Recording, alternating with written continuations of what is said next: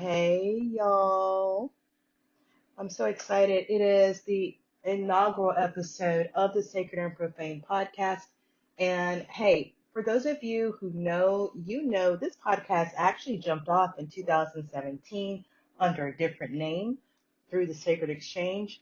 And we're so excited to be back as a new brand, but still, the same transformation underneath. So we're going to start with four. Four elements, four directions, right? Um, but this time we're going to take it as four runes. I really felt called to use runes for this podcast. Don't ask me why. When Spirit says do it, I do it. So for this inaugural podcast, I'm super, super, super excited to throw down Algiz, Gebo, Kaunaz, and Ehwaz. If you know your runes, awesome. If you don't, here we go. Algiz is literally divine protection sanctuary. Gebo is divine interaction, literally a gift from the divine. Kaunaz is fire or knowledge, like that divine knowledge being brought forth. And Ehwaz is twin gods or relationships. And I can't think of really any better runes to start this podcast with. Normally, when I throw runes, three is my number, but four is what came out, and this particular four is just a brilliant way to start. So for inaugural conversation, I was kind of all over the place. Of course, there's so much I want to talk about, but this is an opportunity for the divine to interact with you through me. So it's always going to be what the divine wants to talk about, right? And the word that's coming through here is home. Home, home, home, home, home, home. Okay. And again, the runes that came out just outstanding for this particular conversation. I was talking with a colleague of mine last night, as a matter of fact, and I'm definitely gonna have her on the show later as a guest. Um, we were talking about home in a very particular way. I'm not going to go deep into that conversation because it is a trigger beyond what I think anybody wants to handle right now. And I've already promised you guys in the intro that every conversation is going to be a trigger, but I am responsible for the levels, right? Um, and our conversation was very intimate between us, and so we touched on a lot of personal things. But there was something that came out of it that I feel like the divine wants to bring forward in this conversation. And it goes something like this. I've lost a lot and I'm not missing anything. I'll say that again. I've lost a lot and I'm not missing anything. So for my friend, she's from a race of people that has experienced genocide. Okay.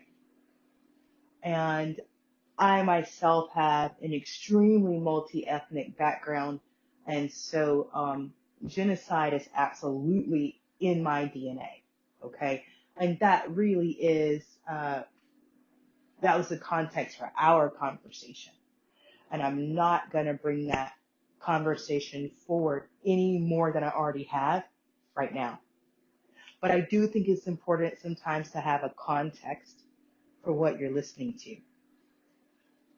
Speaking for myself, this year alone, I've lost a lot, and I'm not missing anything.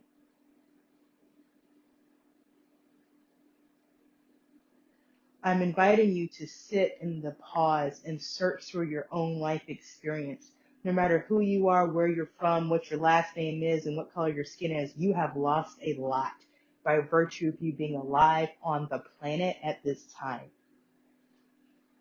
But some of you are missing something. You're missing someone. You're missing some experience. Some of you, like myself, are not. There's a profundity in this statement if you will allow yourself to really settle into it. when you allow yourself to begin to distinguish the difference between losing something and missing something, losing someone and missing someone, okay? And look, there's so many different reasons why we lose something. There's so many different factors at play when we have the experience of missing something. And that's what we're going to unpack and chop up in this conversation, okay? The word that wanted to come out there was unblock, and I really think that's apropos because a lot of times I feel like the what's sitting there at that intersection, if you will, of losing and missing is some type of block, is some type of blockage, right? You know, sometimes we lose something because we were not willing to let it go, so it was taken from us. Sometimes we lose something because the season for it to be in our lives is simply over and it's just time for it to go. Sometimes we're missing something that we haven't lost. There's just a block or some type of dampener in our experience of it or ourselves that's facilitating us missing it, even though it might be right there. I think a great example of this is something a lot of us can relate to, and that is feeling lonely even when you're surrounded by people. So to some extent, you've probably had this experience in your life where you've been in a room full of people and you just didn't feel connected to anyone there. And so there's this experience of, I see such and such and so and all these people, but I'm lonely. So you haven't lost anything, and yet you're still missing something. And there's a blockage. There's something stopping you from having the fullness of the experience of being connected. So, home. You know, the divine is asking us to bring this conversation inside the container of home. My multi-ethnic background includes a lot of nomadic cultures, okay? A lot of agrarian cultures, a lot of nomadic cultures. So my embodied expression in this lifetime, I am like fanatical about gardening. And not just gardening, farming, okay? So if it requires me to put seed in dirt, I am there for it. Small scale, large scale, micro, it don't matter. Container, 100-acre farm, I've done it all. It doesn't matter. I've lived urban and had container gardens on a patio. You know, you guys, I've lived in freaking Brooklyn, New York, and, you know, teased my seeds out on a windowsill. And I've lived on a farm that was over 100 acres in Georgia and really, really, really got down with producing some brilliant food and medicine. And that's a part of my story. I go where spirit tells me to go, and no matter where I go, I plant seeds. I call myself a cosmic gardener because of that. It's kind of an inside joke with me and the Most High, right?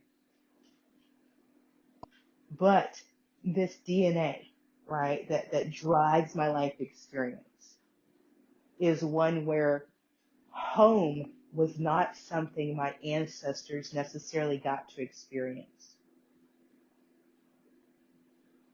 And so when I came in and embodied in this lifetime, you can look at my astrology chart, I came in with a wound around my home.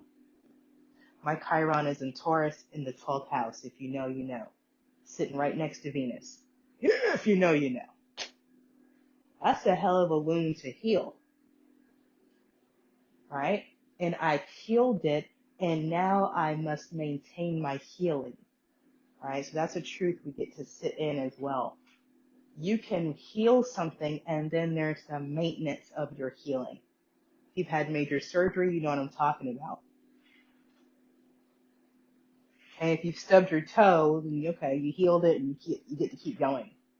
You have major surgery, you heal, it takes a moment, but then there's usually some form of maintenance that you have to upkeep to make sure you don't regress that healing, to make sure you don't hurt yourself again in the same way, right? So it's like that. So I've healed this home wound, and then there's the work that I must do to maintain my healing. Now, thank goodness, I'm pretty freaking adept at shadow work. That's why they call me the Shadow Queen. I did not give myself that name. As a matter of fact, the shadows gave me that name. That's a conversation for another episode. When I think of home now, it's very different than what I thought of home as a child. As a child, I thought of home as a place, a space that was fixed in time and space, that had my family in it, and it was where I ate my meals and I lay my head. That was home for me. And so if you came up to me and said, something about my home, in my imagination, I would conjure up the house that I lived in with my family of origin. And that's how I would participate in that conversation if you were using the word home with me. As an adult, when you speak to me about my home, my imagination conjures up my heart space and whatever state my heart space is in at the moment of that conversation.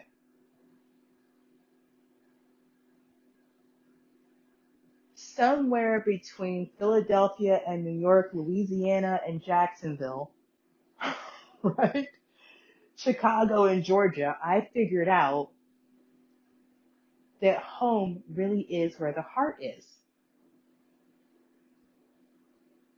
However, for me, I located my heart in the center of my chest,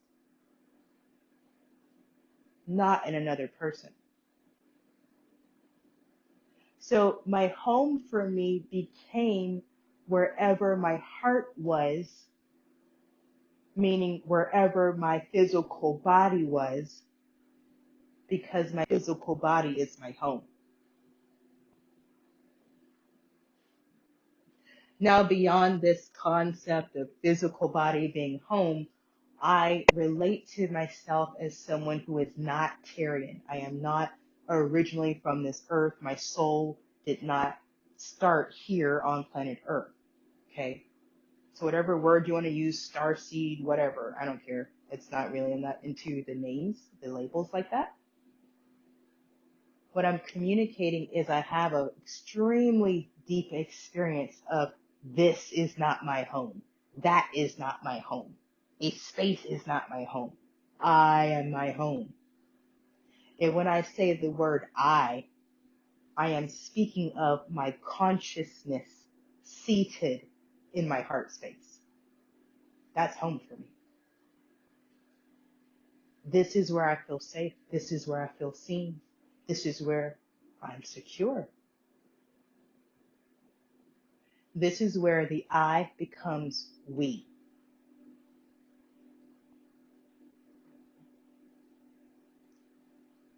In my life experience as an Aries female, I've always related very closely to the word I.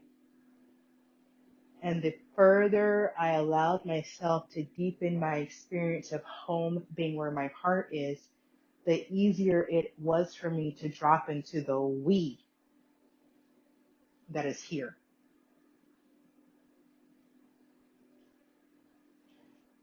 So we are inviting you to explore home. Where is home for you?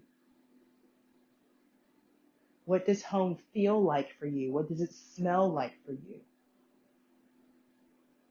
My home is this massive ancient oak tree with a gnarly bark. And the crown is easily like, oh my gosh, this thing is so ancient and so huge. I don't know that I've ever measured the crown of this tree. And around my tree are 4 altars. This is my home. And it smells like sweet woods, cedar, Palo Santo. I smell sage and cypress when I'm at home. There's a fire burning on each altar. This is home.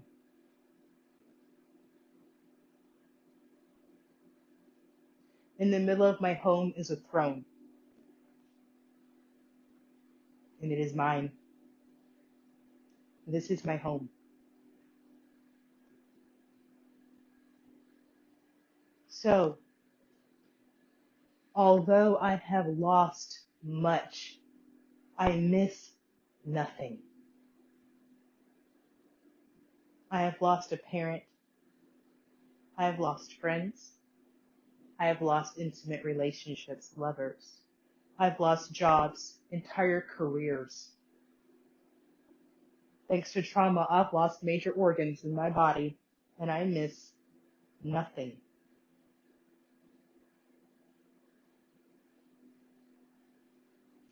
We are inviting you to explore home.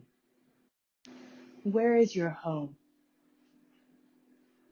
How do you feel when you're in your home? If your home is a space, that's okay. How do you feel when you're there? If your home is a place, okay, great. How do you feel when you're there? If your home is another person, how do you feel when you are with them? These conversations are meant to be explorations, not judgments, observations.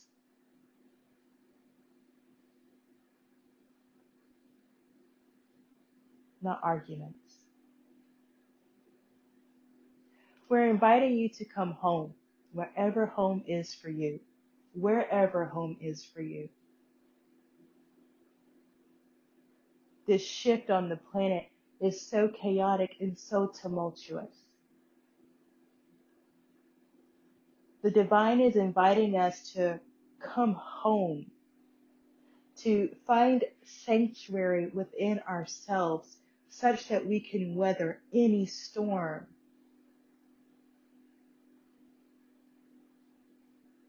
Because there is chaos and many storms coming.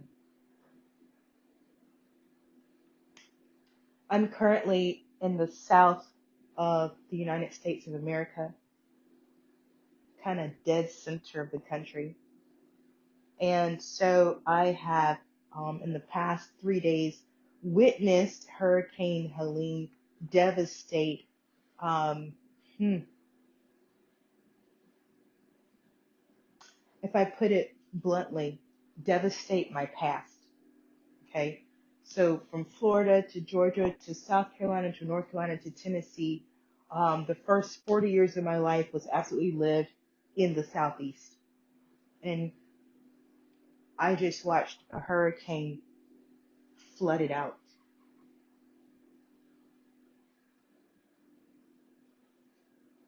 Flood it out. I've checked on my people. Everyone's okay. Not everyone has power. Not everyone has running water. But my people have their life. And that's more that some can say at this time. And watching this storm roll across my past, right?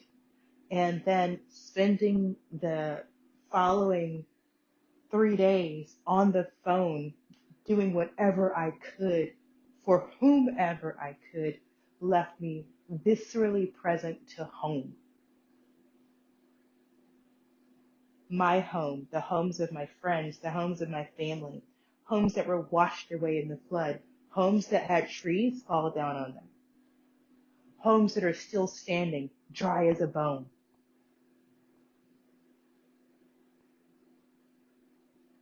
Home. And right now, there are over 4 million people who don't have power. And there are so many more people without access to clean water, reliable food sources, internet, cell service at this time. Home. See, I believe that we have gotten away from what home is. I believe that's why the divine wanted this conversation to be brought forward. Home is a very simple phenomenon. It's a nurturing phenomenon. And in all of our intelligence and technology, we have compounded home. We have enhanced our home. So it is more.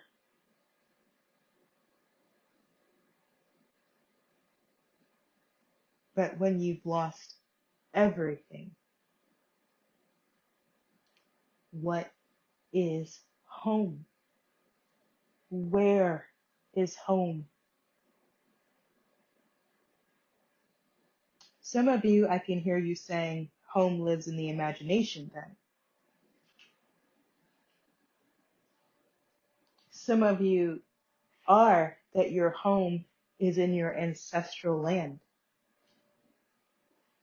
And some of you are that home is wherever your mother is, where your family is, where your children are. Whatever your answer, it's your answer. There's no wrong answer. Your answer is your answer. We're simply inviting you to get present to home, to bring your conscious awareness to home. Like home is your anchor point in the storms that are coming. Be they storms of chaos or weather storms. We are simply inviting you to find yourself an anchor point, an anchor in. And historically, traditionally, home is that anchor point. Some of you may be nomadic, like myself, and you've learned that your home is within you, and so you are anchored in wherever you go. Others of you are put together differently. You require home to be stationary so that you feel safe returning to the same anchor point.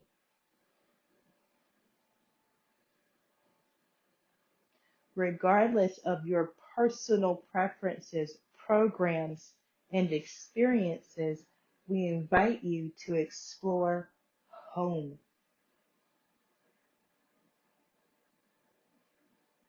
Some of you experienced so much trauma in your childhood that home is triggering for you.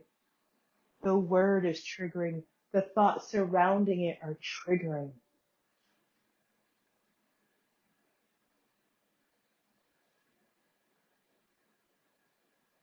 We are several weeks, but not too many, out from the holiday season. Holidays are absolutely associated with home and trauma, triggers, avoidance, distance, the past, pain, suffering, chaos, home. So once again, we are simply inviting you to explore what is home for you. Where is home for you? How does it feel? What does it smell like? How does it look?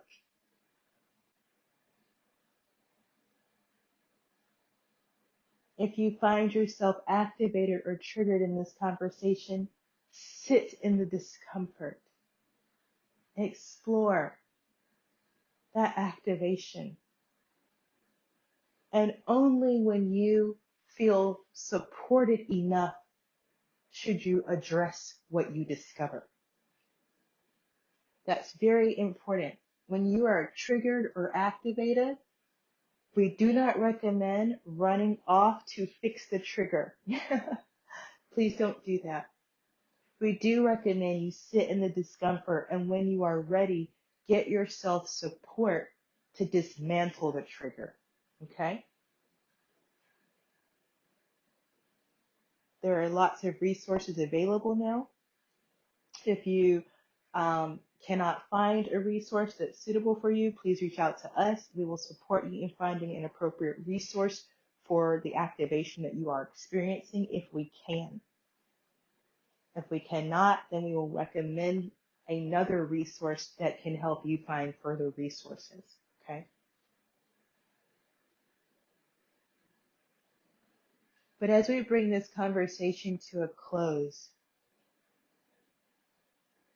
I want to offer you these words of wisdom. Home is where the heart is. And only you can say whether your heart is whole or whether it is broken. Home is where the heart is. And only you can say whether your heart is whole or whether your heart is broken.